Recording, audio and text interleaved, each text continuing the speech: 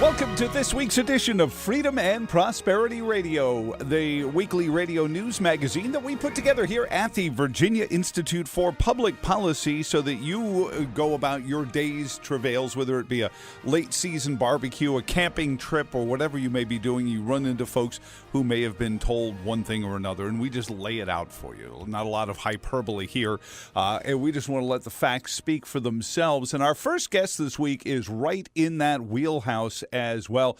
Richard Borean of the Virginia Public Access Project, one of the great organizations. Richard, thanks for joining us this week on Freedom and Prosperity Radio. And you have a new project that I think is perfectly timed as we get into the last 2 months before Election Day and going forward from it, I'm sure. But first, how long has VPAP been part of the scene in Virginia in terms of keeping an eye on all these public records and just making it a single stop, easy to find clearinghouse of some of the stuff that otherwise you'd have to go through 18 different websites to find? Well, thanks for having me, Joe. And VPAP has been around for about 20 years now. This is actually our 20th anniversary this year. And for 20 years, we've been providing all sorts of information curated from all sorts of government websites and government filings. And we put it on vpap.org. And so 20 years. It's been a while. And congratulations on that. And thank you on behalf of Virginians for it, because it does, as you mentioned, it's curated. That's I guess you were doing this before that was the buzzword on the interwebs. But yeah, I mean, this kind of came out of a need for the ability to easily track campaign finances in Virginia. Where money was coming from and where it was going was all hosted by either government websites or in government paper files. And it was really difficult for the average person to find out a little bit more about where money is coming and going in Virginia politics.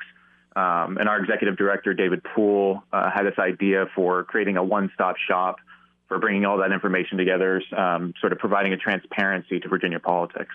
Well, and I appreciate that effort because it is Herculean, and I would encourage anyone who's listening to help VPAP out in any way, shape, or form right after you help the Virginia Institute for Public Policy.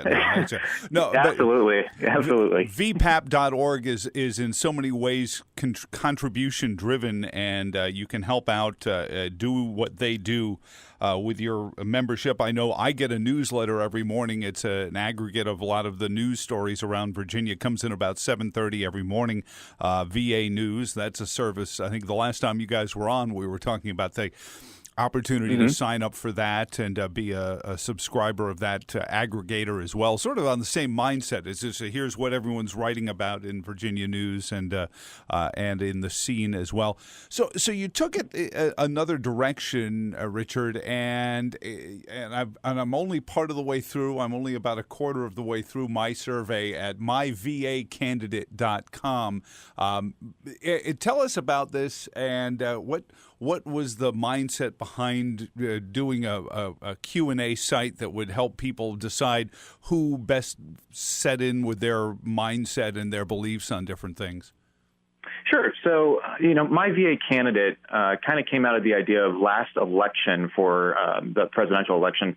There were a couple quizzes around that gave people the opportunity to really see how they matched with each of the candidates in the primaries on different issues. And we thought that would be a great idea for the Virginia governor's race. And, as I've said before, for 20 years, VPAP's been providing sort of nonpartisan access to information about Virginia politics. So it was right in our wheelhouse. And our goal with this was to try and make it a little easier for people, to see just how their views matched with each of the views of the candidates running, but also provide them a little bit of a launching point to find out a little bit more about each of the candidates. So once you complete the quiz and we match you with your candidates, there's links on there that you can go and find out more about each of the campaigns themselves. Well, and it's so easy for these candidates to say whatever their focus group tells them is the phrase that pays, as it were. This is invaluable because you've gone through, again, the word curated comes up. Correct me if I'm wrong, but so much of their policy statements and as you do with all these different filings on the financial side of VPAP, you've taken all of the candidates' position statements and votes, if applicable, and put them together into sort of a mindset list, correct? Yeah, so the way that we actually came up with all of the answers for the questions was that we went to their public opinions on their campaign websites, and we also looked through debate transcripts to things that they've actually said, and in a couple of instances, we looked at a couple of news articles as well.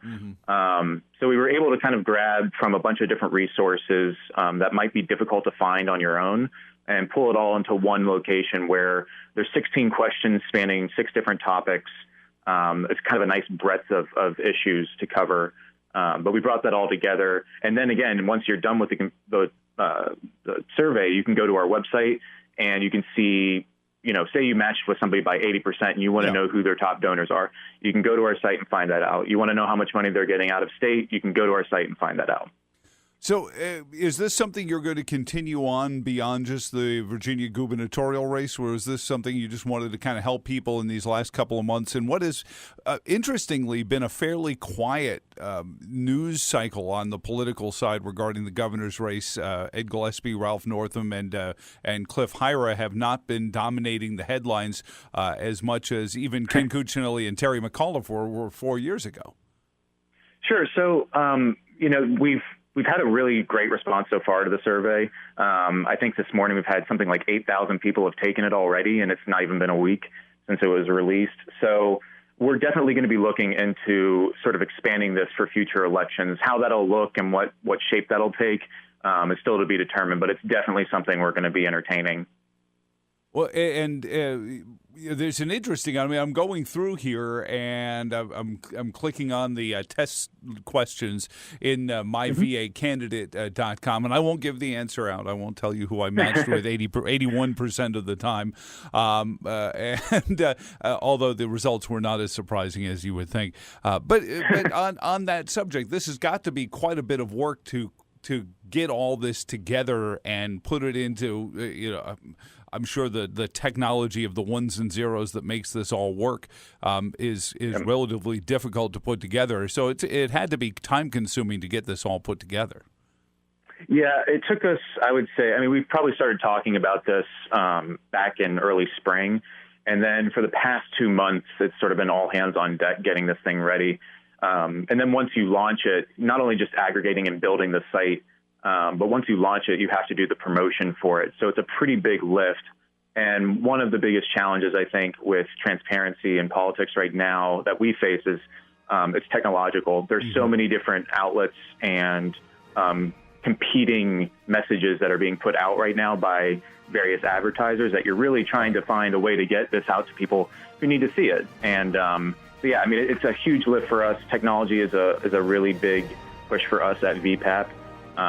But it's something that, we hope that we found our niche, and we hope that people are able to get to it. Rich Borean, Associate Director of the Virginia Public Access Project. Talk about that a second. Let's go into that, because it's so hard for an organization to fight that tide where somebody might come in and say, hey, I know you've got X number of bills to pay here. If we make this contribution, can, whether it be advertising in it, but it always seems to start out with the best thing. I think of Consumer Reports, who steadfastly maintained that they weren't taking money from any advertisers, lest they be, encouraged to lean towards an advertiser. That sort of support. You're really doing it on the $5 and $10 level, where somebody can contribute their lunch money, is a really long road to hoe, but I guess important considering what your business model is. Sure. So, we have donors from all different walks of life and all different shapes and sizes. Transparency is something that's, we're a nonpartisan group, and our you can see that through our donors. It's a nonpartisan issue. Everybody wants transparency in Virginia. And, we have $5 donors, we have $100 donors, and, $5,000 and $10,000 donors. And, I get to talk with a lot of people every day who, through transparency, are sort of bringing the same message together, regardless of what their background is. So, it's encouraging to see so many people from so many different backgrounds giving what they can to what I believe is such an absolutely crucial cause.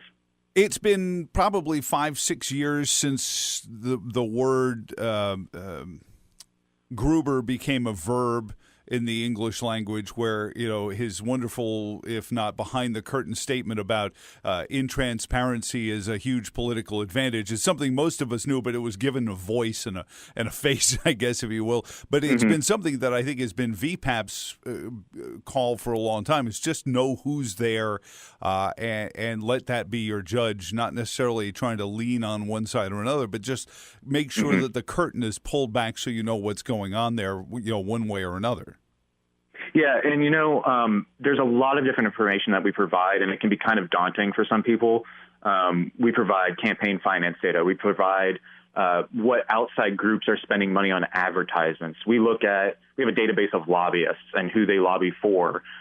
We look at what those clients have given to different candidates and campaigns. So we have all sorts of different things, but the real goal of VPAP and the mission is to make that all a little bit more digestible. So over the past year, we've been doing a lot of visualizations, which are really popular. At this point, we're releasing about one every week, where we take some data sets that are otherwise maybe obtuse or tricky to understand and provide them in a way that is a little bit more digestible for people. It's shareable on social media, and it's good for starting conversations as well.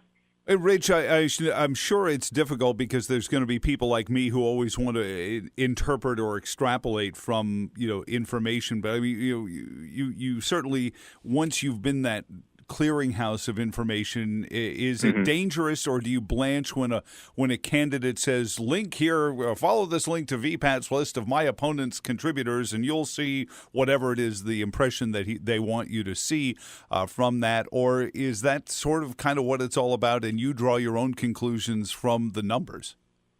I think it's a little bit what it's all about. I think the information is public, and our goal really is to provide it in a way that doesn't lead you one way or another.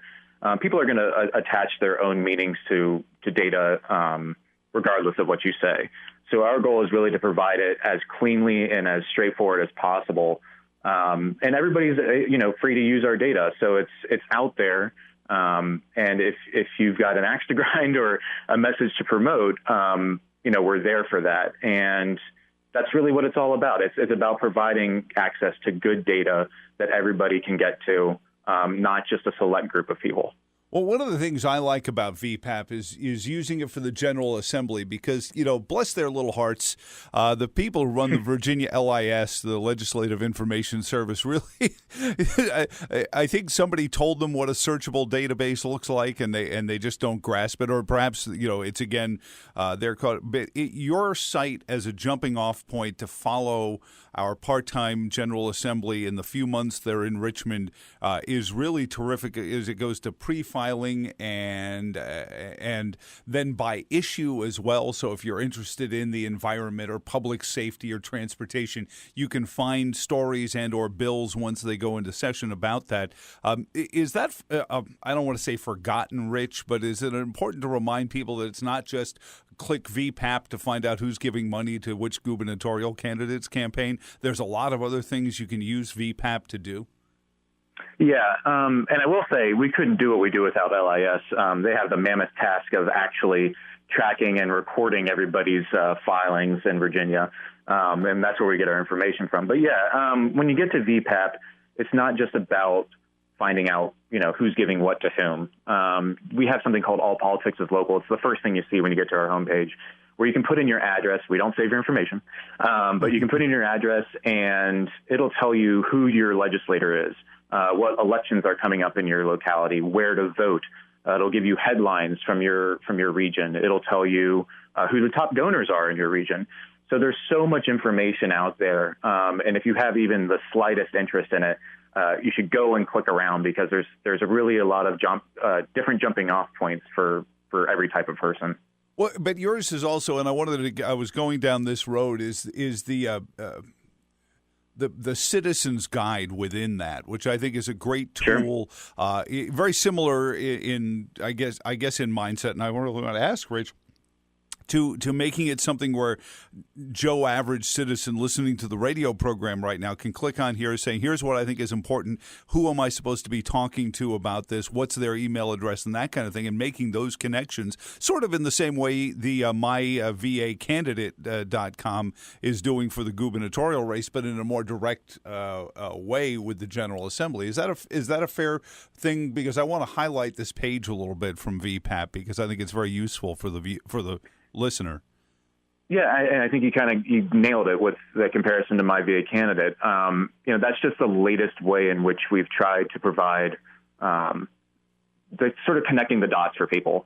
That's just the most recent edition of that. And the pages that you're referring to on our website, absolutely, those are great launching off points. If you've got an issue that you care about or an organization that you care about, you can look them up on our site and see. You can start connecting those dots, and we try to make that as easy as possible with the different information we provide on each of those pages and what they link to on our site. Well, I mean, I even appreciate the fact that it even helps you negotiate, like, who did they know? What are the, and this is, it's called Relationships Matter, but you can find out where perhaps your General Assembly member, senator, delegate went to college. Did they, they work for a certain company, and you might know somebody who knows them, because one of the nice things about Virginia is I could bump into my member of the General Assembly online at the grocery store, and it's why it should be, I think, by our Constitution, to be the most important part of our governing, because we can meet them not just in the standard setting of at my office when I have an appointment, but, hey, how you doing? When do you go back into session? Oh, by the way, I was thinking about X.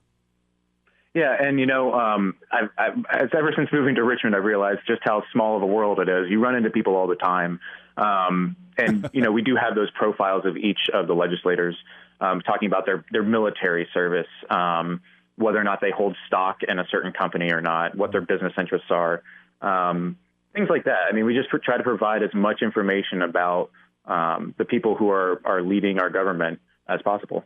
Well, I appreciate everything, and I mean everything that VPAP does, and use it as you see fit. If you go there, vpap.org, but it's also myvacandidate.com, and you can. It's only 16 questions, but it's all fairly direct policy statements, up or down votes on any, and you can find how you match up with each of the candidates. Plus, you can sign up for an Election Day reminder, which, believe me, in the world of get out the vote, Rich, I think more people need reminders when Election Day is coming. So it can be easy to forget with all the news that's going on. But, if you sign up for that, we will shoot you an email or send you a text reminding you the day of.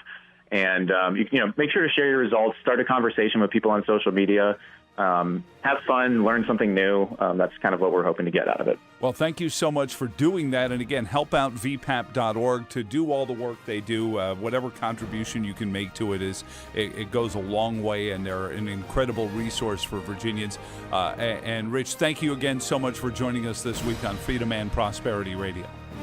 All right, thanks for having me, Joe. Welcome back to this week's edition of Freedom and Prosperity Radio. And from what I gather from the folks in the green room, Dave Brat is no longer legislating for fun. Welcome back to the program, Congressman Brat, 7th District of Virginia. What's going on? Well, the biggest news, the debt ceiling increase was last week's news. That was big news. Yeah. And I've posted all of the relevant information at davebrat.com. And so have everyone go out and check that. But the next issue up is by far and away the most important issue of the year, and it's tax reform. Okay. And so what people may not know is there's talk about passing a budget resolution. And so people would naturally think that's about budget numbers, but it is not. What? We've already passed 12 appropriations bills. So the budget is done. We passed appropriations bills, and the budget resolution is only about tax reform. And so then here's your big headline. Go out to davebrat.com. I documented everything. A few days ago, Roll Call reported that the Senate, Mitch McConnell, announced that we may be punting tax reform into the fall after this year, and that it may involve 60 votes. And what? Then you can go read on the front page of Politico. I respond to that. today, along with a lot of other folks, and I just said, look, they're going to try to blame it on like the Freedom Caucus, et cetera, for not having a budget done. And that's a bunch of baloney. We're dying to vote for the budget, right? We're all itching to vote for the budget resolution because it has tax reform in it. Okay. But they won't tell us what's in tax reform. And so President Trump wants tax reform explained immediately. But the Senate leadership, for some reason, is going down the old Obamacare path of keeping everything private till the last minute, and that doesn't work out. And so that's the big news of the day. Well, now, all right, so the thing I had seen was that they were going to punt on tax reform because of the two hurricanes and perhaps third hurricane if Jose hits somewhere mid-North Carolina and near Norfolk, that they may just say, you know what, too many hurricanes in a year, we can't have tax reform, and use that as the excuse. Have you heard that out of the Senate, Dave, or is this just not yet? But it wouldn't surprise me. That was the excuse last week for the budget resolution, right? That the Treasury bill was at risk. And that's just, fiction. Everybody was going to vote for the debt ceiling increase. Everybody was, I mean everybody. Everybody was going to vote for Harvey relief. But the one thing we didn't want was a clean debt ceiling increase with no words in there, no phrases about taking care of future debt. Right. And so that was the opposition. And so that, combining those two on an emotional hurricane issue is just the height of cynicism. Oh, it's why... and the hurricanes have nothing to do with tax reform. Nothing. We should have had those things up 6 months ago. No offense, but this commentator, from where I sit, this is part and parcel as to why Congress gets such low approval ratings all the time, is that they can't just say, hey, let's do tax reform here and hurricane relief over there and debt ceiling discussions over here. Everything has to be like a hostage situation. Yep. Well, and why is that? It's all just follow the money, right? So at the end of the day, we have enough Republican votes to pass tax reform, hurricane relief, debt ceiling increase. There's enough Republican votes to pass all of it. And for some reason, our leadership, especially on the Senate side, is going over to Democrats all the time to get votes. And why is that? Because that's how you protect the big old money pot up there. Well, because it's the swamp, and we thought the swamp was just the bureaucracy, Dave. You were telling us differently. You were saying there were plenty of elected people in the swamp. Now, I guess Secretary Mnuchin was making Hill visits on behalf of the president to try to push this forward. You say the president wants this explained ASAP. What kind of response do you think that's going to get out of the Senate? Well, Mnuchin was going around visiting on the debt ceiling increase, and he wanted a clean debt ceiling increase, and he said the Treasury bill is at stake, so please vote for me. Mm-hmm. And he got booed because everyone in there just was in disbelief, right? Everybody was going to vote to increase the debt ceiling, but he didn't acknowledge anything. And he was asked several times, do you have any plan to deal with the $20 trillion debt? Do you have any plan to deal with fiscal responsibility? And unfortunately, he came back with zero. And so just Google Dave Brat, you'll see 50 headlines on that story right now. And so now we're hoping, and he's been much better on tax reform. Mnuchin and Kaine, on the debt ceiling, I disagreed with them. But on the tax piece, they're trying to get the corporate rate down to 15 and lower the marginal rates for people, and hopefully S-corps, right, for small business. For our area, that's absolutely key. Yeah, no, absolutely, without question. For every area, I mean, if the whole country it's going to be enormous. But Virginia specifically, I mean, there are so many spots in Virginia where the small businesses need that kind of break, and a budget that keeps growing by factors of 10 trillion at a pop. It seems almost stunning to this. I wonder, and I had made this question, I had asked this question before inauguration time, given the way President Trump came into Washington, I was asking my conservative listeners if there was a danger, if they were concerned that he was going to wind up being the Republican version of Jimmy Carter, not so much in a policy way, but comes in, makes enemies in Congress, has both houses of Congress, yet still can't get anything done.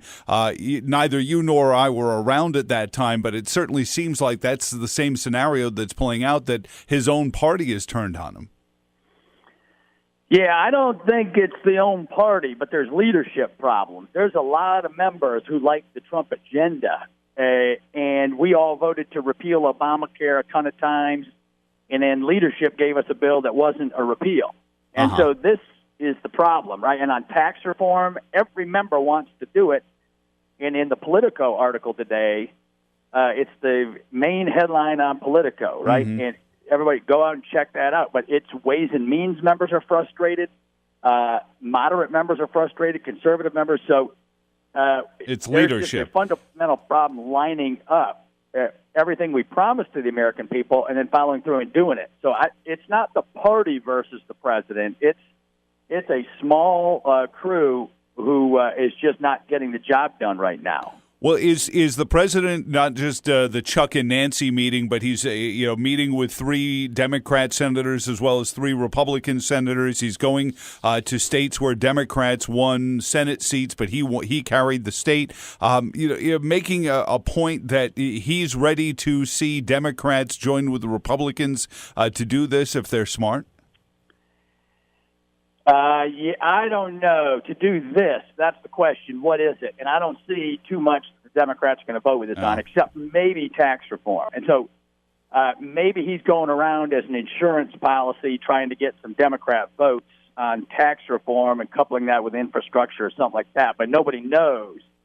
And so, I mean, the Senate and Pelosi have both been pretty brutal on the entire Trump agenda. They've been brutal attacking him through their press vehicles, et cetera. Unbelievable. And so I don't know what play he's making there. I don't see that as being too fruitful. Quick question on, you mentioned that McConnell is talking about possibly needing 60 votes for tax reform.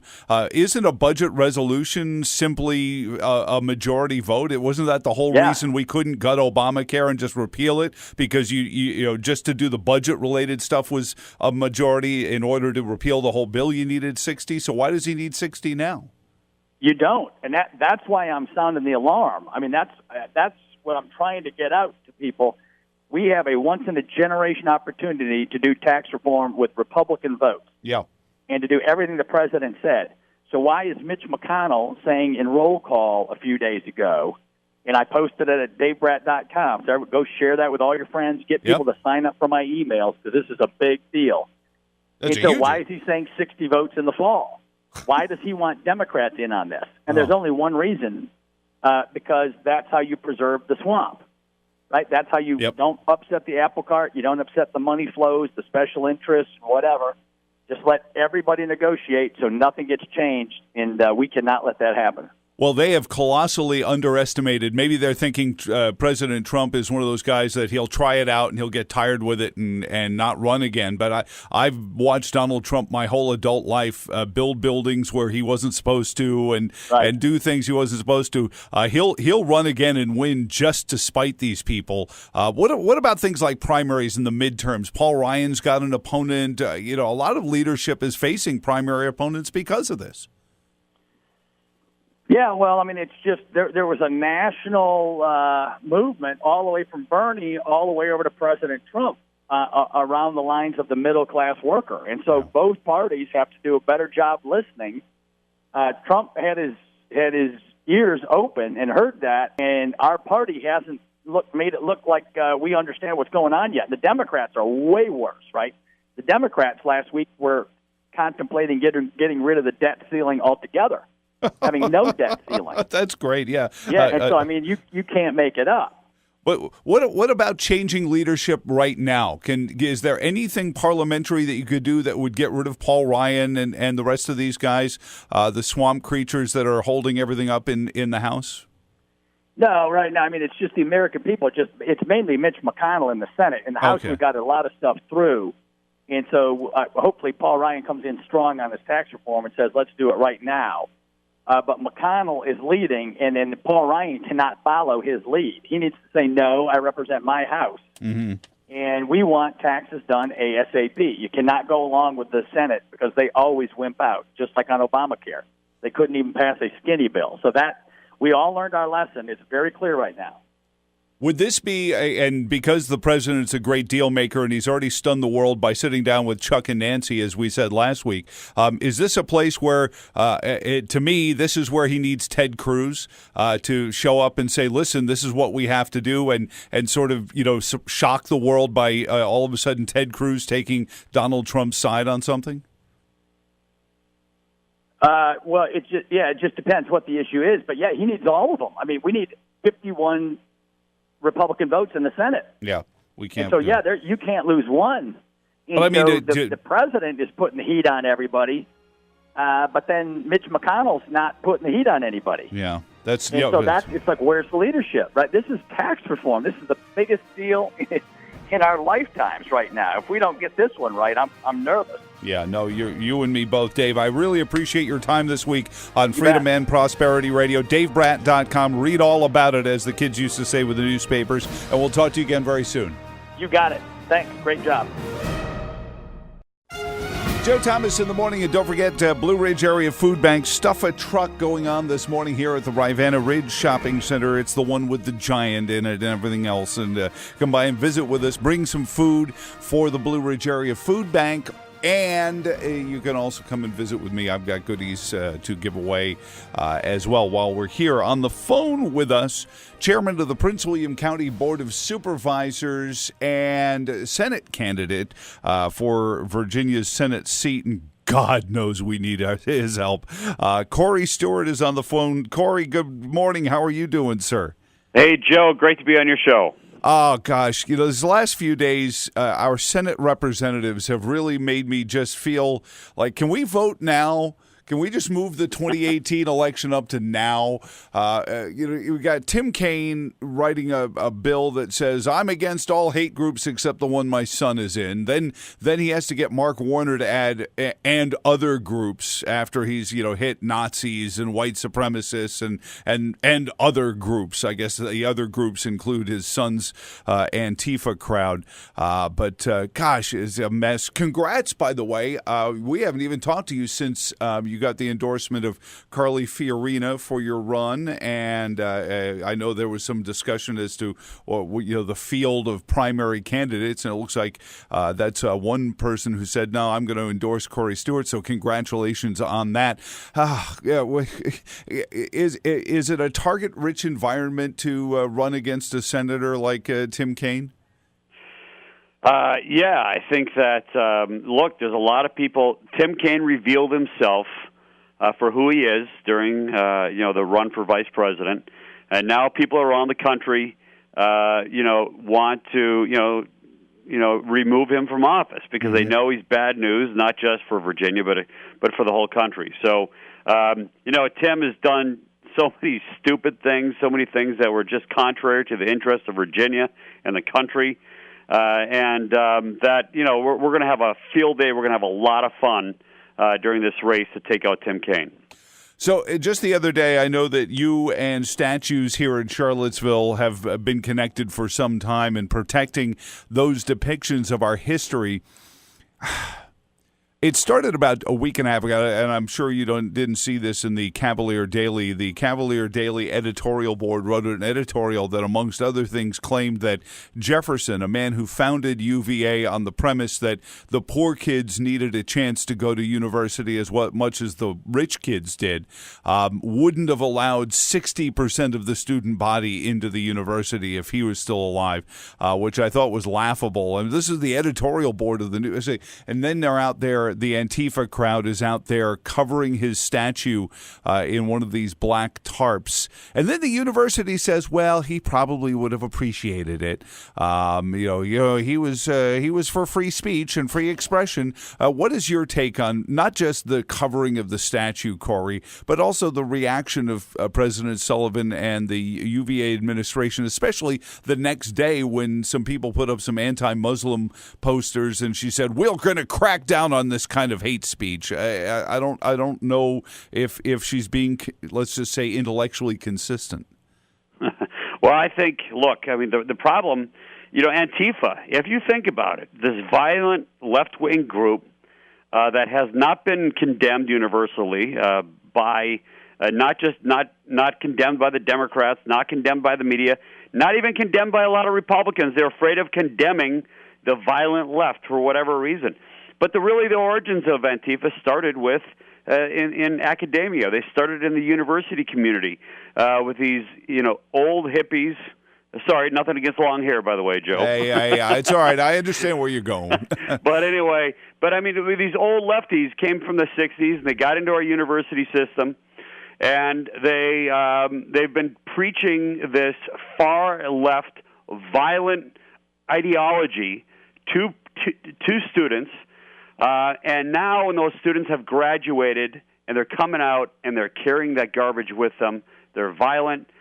They're creating these essentially where these safe spaces started, in the university community. Now they're trying to expand them around the country where you can't say anything that's politically incorrect or that somebody's going to take some offense to, and they're going to try to ban it. And if they can't ban it through the law, they're going to try to kill it through violence and make people afraid to express their views, and that's where we're at today.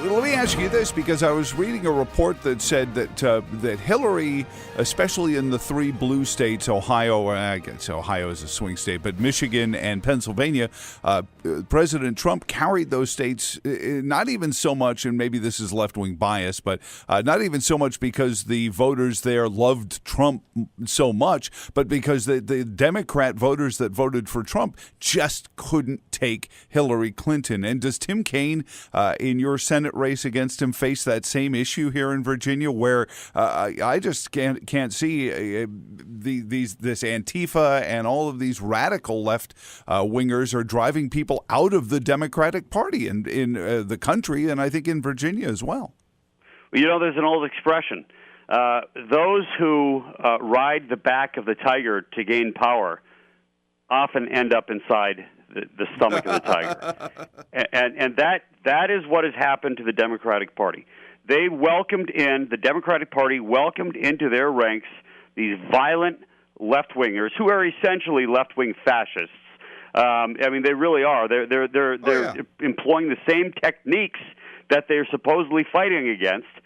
But when the Democrats welcome these jerks into their party, now as we're seeing in Charlottesville, Charlottesville is the best example of what's happened.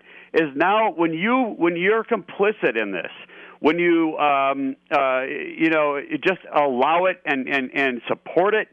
Now they're coming after the very people who supported them. We saw that at the city council in Charlottesville, where these violent left-wingers are now coming after the very people who were helping them. Well, and as much as I would like to take some gratification in that, the fact is that the far left is taking over one of the two major parties in this country. That's not good for the country. It's ultimately going to destroy the Democratic Party, that's true, but there are going to be some ramifications for the whole country as well. Well, and it's dangerous because I think the politicians who are in desperate attempts to hold on to their positions are catering to small percentages of their population. I mean, you mentioned the Charlottesville City Council. They'll face a room with 150 people in a city of 43,000, and they'll cater to them as if they're the majority of the population. And I think that's to a detriment of a city, a county, or a state. Yeah, that's right. I mean, it's the old squeaky wheel, gets the grease kind of a thing. But you have a city council in Charlottesville who will not stand up to these thugs, to these left-wing violent crazies. And you're absolutely right. What's going to happen at some point? The average